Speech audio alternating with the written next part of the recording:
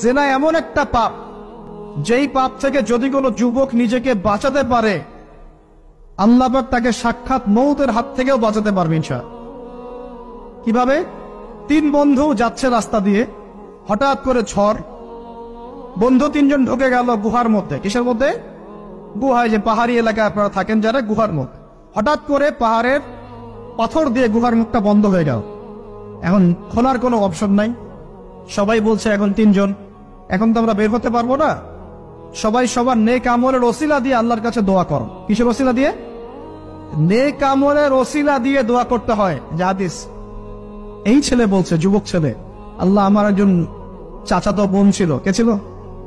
এই যে boyfriend girlfriend, খালাতো বোন, চাচাতো বোন। এখন তো পিনছিরি অবস্থা। এখন এমন একটা অবস্থা, পশ্চিমা সভ্যতার রিপোর্ট গুলো পড়ে দেখি, ভাইও বোনের সাথে জেনা করে। ওদের ওখানে নিজের আপন পিতার দ্বারাও মেয়ে সেক্সুয়াল হ্যারাসমেন্টের শিকার হয়। ওরা আমাদেরকে শেখায় এখন ভালো কোনটা মন্দ। আর আমরা আমাদের মাথাটা কবে যে বিক্রি করে দিলাম, ওদের কাছ থেকে ভালো মন্দ শিখতে হচ্ছে। কোরআন সুন্নাহ বাদ দিয়ে ওদের কাছ থেকে ভালো মন্দ শিখতে হচ্ছে। তো চাচাতো বোনকে সে খুব ভালোবাসতো, তাকে সে পেতে চাইতো, মানে তার সাথে সেক্সুয়াল সম্পর্ক করতে চাই, সোজা কথা বল।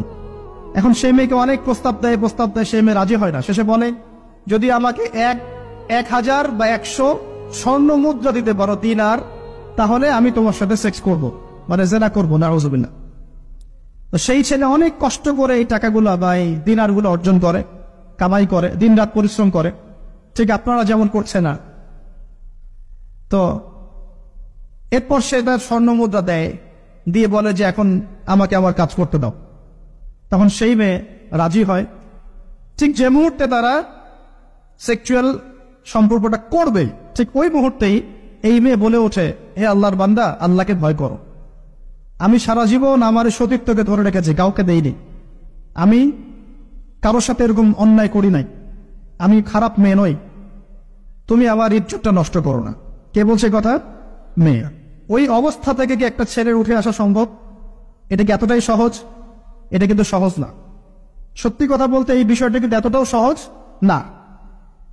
যারা অবিবাহিত তারা হয়তো বুঝতে পারবে না, বিবাহিতরা বুঝতে পারছে। তো ওই অবস্থা থেকে সেই টাকাগুলো না নিয়ে সেই স্বর্ণমুদ্রা মেয়েকে দিয়ে ওখান থেকে সেই ছেলে উঠে আসে আল্লাহর ভয়ে। সে এখন গুহার মধ্যে আটকা পড়েছে, আল্লাহকে বলছে, আল্লাহ, ওই দিন ওই কাজ যদি তোমার সন্তুষ্টির জন্য করে থাকি, আজকে আমাকে মৃত্যুর হাত থেকে বাঁচাও। সমস্ত পাথর তপ করে সরে গেল বন থেকে। এটা কিন্তু কোনো গাল গল্প না, এটা বনু ইসরায়েলের ঘটনা, সত্য ঘটনা। এই হাদিস থেকে আমি আপনাকে দলিল দিচ্ছি যে যদি জেনার মতো পাপ থেকে আপনি আমি সরে আসতে পারি, সাক্ষাৎ মওত থেকে আল্লাহ বাঁচাতে পারে।